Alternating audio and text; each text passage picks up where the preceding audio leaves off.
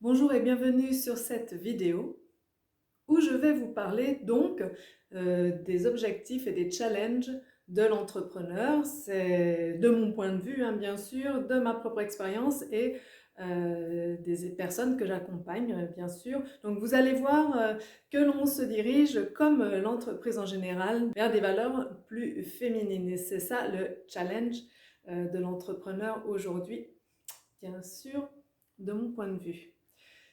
Qui suis-je? Eh bien, je suis Marie-Élise Château, coach professionnel dans la région des 3 pays, France, Allemagne, Suisse. Mon cabinet est près de Bâle, en Suisse. Je suis frontalière, j'accompagne aussi les personnes bien dans d'autres pays, notamment grâce à la visio et en accompagnement individuel tout comme en groupe. Et aussi, ce que j'aimerais dire, c'est que j'ai d'abord travaillé 15 ans dans le management à l'international, dans l'industrie chimique. Et c'est ensuite, donc depuis, ça fait maintenant 5 ans, que je me suis formée au coaching et que j'accompagne entrepreneurs et autres personnes, mais l'adulte essentiellement, et souvent, c'est l'adulte hypersensible. J'en parlerai justement un petit peu à la fin. Alors d'abord, les objectifs de l'entrepreneur. C'est assez proche des objectifs que l'on voit en entreprise, puisque ça reprend le fameux SMART. Alors, SMART pour spécifique, mesurable, accessible, réaliste, défini dans le temps. Là, dans le coaching, on va rajouter aussi, mais on peut le rajouter dans l'industrie également, que ce soit environnemental, c'est-à-dire que ça prenne soin aussi, ça fasse attention à notre environnement en tant qu'entrepreneur. C'est bien entendu la famille, le conjoint, les enfants, notamment voilà, de ne pas prendre une décision qui serait néfaste pour d'autres personnes, bien sûr. On peut voir le parallèle, c'est les fameux projets éthiques et durables qu'on peut imaginer donc dans l'industrie, prendre ça en considération peut-être avant l'argent pour aller vers dans d'autres directions. Bien sûr, l'entrepreneur, il doit faire attention à son équilibre dans sa vie, les équilibres de secteur de vie, perso, pro, familiaux, sociaux, et bien sûr sentimental, je vais en reparler, puisque souvent le partenaire, s'il y en a, il joue bien entendu un rôle clé. Et alors l'accompagnement coaching, si j'en parle pour l'objectif, ça aide notamment, je vais y aller brièvement, mais à définir bien sûr l'objectif le plus précisément possible pour qu'il soit mesurable dans le temps. Aider l'entrepreneur à garder son objectif le plus précis possible et au cours des différentes étapes. Alors les challenges dont je vais parler, ce n'est pas exhaustif et c'est de mon point de vue. Alors tout d'abord, donc garder en vue l'objectif, ça c'est primordial, mais on risque peut-être de le perdre de vue, donc ça c'est vraiment quelque chose d'important. Deuxièmement, je dirais la pression financière, en faire un atout, parce que forcément elle sera là, sans doute, et en fait la pression financière, elle est utile, mais si elle n'est pas là du tout, c'est pas bon, parce qu'il manque un petit peu le boost, et aussi elle peut être écrasante, très vite écrasante. Après, la pression financière, elle dépend de beaucoup de choses, notamment du rapport à l'argent de la personne. Ça, c'est quelque chose de très important en fait, puisque de toute façon, il est question d'argent, qui est aussi le moyen aujourd'hui de valoriser ce que l'on fait. Donc voilà, c'est à prendre en considération, mais on n'a pas tous le même rapport à l'argent. C'est très personnel. Aussi, ça dépend de la situation. Si on est en entrepreneur, qu'on est seul, complètement seul, donc on ne va pas forcément peut-être faire de l'argent tout de suite, donc il vaut mieux avoir peut-être de l'argent de côté, ou on peut être avec quelqu'un aussi. Du coup, ça dépend de beaucoup de choses. Ça dépend, j'ai plusieurs exemples en fait. Quand on démarre, si on est avec une personne, l'autre personne, elle nous dit c'est ok, démarre. Il y a plusieurs cas de figure. Soit elle nous dit c'est ok et j'y crois à ce que tu fais, c'est vraiment bien. Et là, on est porté, surtout pour les gens qui n'auraient pas une estime de soi très très très forte. Et par contre, il y a d'autres personnes qui vont avoir le conjoint qui dit bah ok, vas-y, mais franchement, je n'y crois pas à ton truc.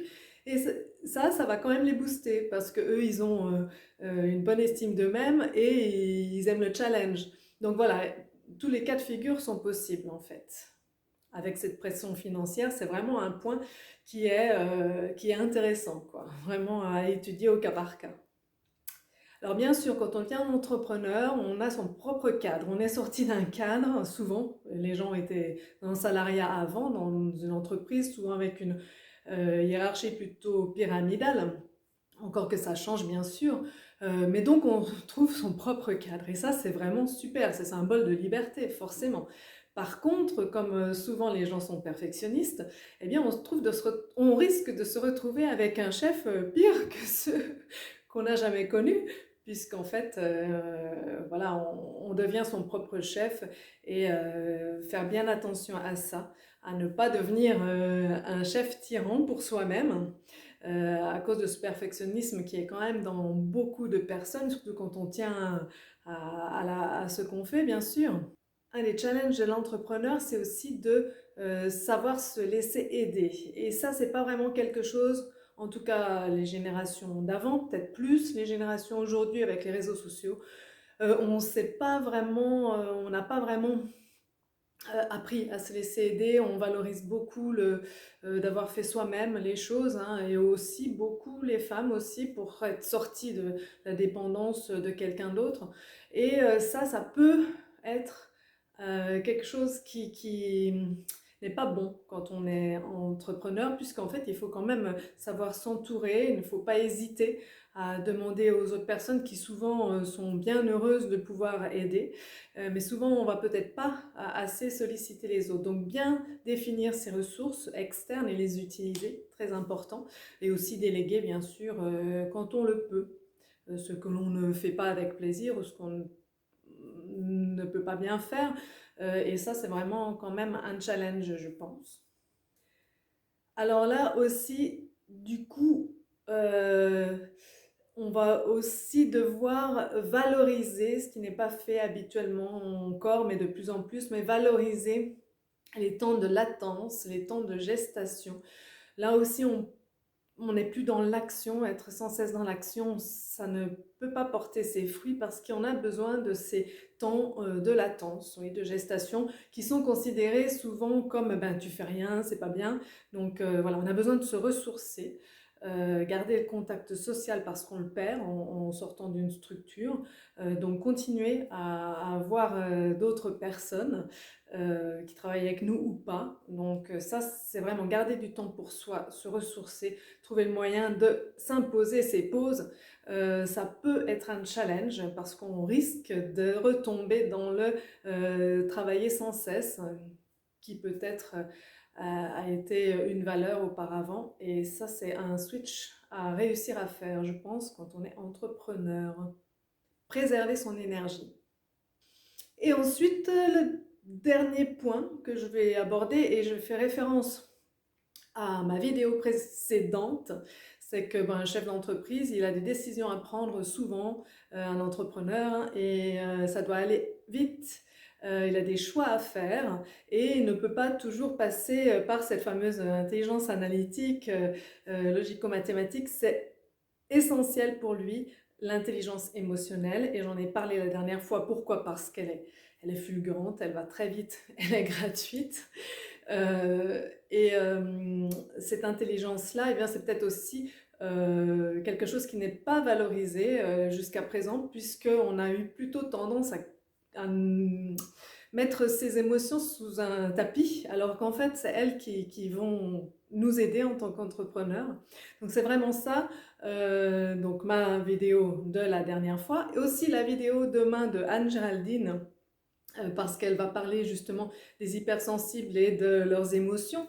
Donc c'est toujours intéressant aussi d'avoir son point de vue. Et d'ailleurs, je dois dire que si vous êtes tenté par l'entrepreneuriat, eh bien, c'est sans doute aussi où il y a de grandes chances que vous soyez une personne hypersensible qui a besoin de sortir du cadre et de voler de ses propres ailes. Donc justement, les émotions sont clés, peut-être plus que la maîtrise, par exemple, des outils, des nouvelles technologies.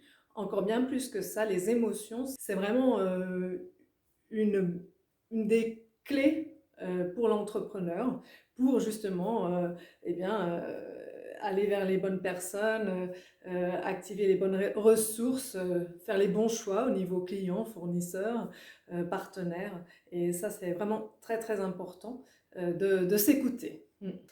Et donc, on voit que tout ça, effectivement, ce sont quand même plutôt des valeurs féminines qui sont à valoriser, se laisser aider, valoriser les temps de pause, ne pas être un chef tyran, donc ne pas être que dans l'action, qui est une valeur masculine, donc valoriser vraiment les temps de pause. Et puis, bien sûr, l'intelligence émotionnelle. Mais je dirais que voilà, il y aura de plus en plus d'entrepreneurs, on va dans cette direction-là. Et je veux dire que les grandes industries ont aussi à faire ce switch-là, à comprendre tout ce que peuvent apporter de justesse les valeurs dites plus féminines, qui d'ailleurs ont été pas mal abandonnées par beaucoup de femmes dans le système classique, justement pour s'adapter à ce système qui valorise plutôt les valeurs masculines. Je vous souhaite une bonne journée, une bonne continuation, en espérant que vous avez apprécié cette vidéo. Merci, à bientôt. Et bien sûr, n'oubliez pas de vous abonner à ma chaîne et de liker les vidéos qui vous plaisent et aussi d'activer la petite cloche pour être mis au courant de quand je poste une nouvelle vidéo. Et avec cette vidéo, pour ceux qui sont restés jusqu'au bout, je vous mets en lien une offre exceptionnelle que je fais. Si vous êtes tenté par l'entrepreneuriat, ou si vous êtes déjà entrepreneur, eh bien je vous propose une offre exceptionnelle de 30 €, l'entretien sur bien votre objectif justement, votre objectif SMART. Et voilà, c'est une séance que je vous propose de 1 heure. Voici le lien.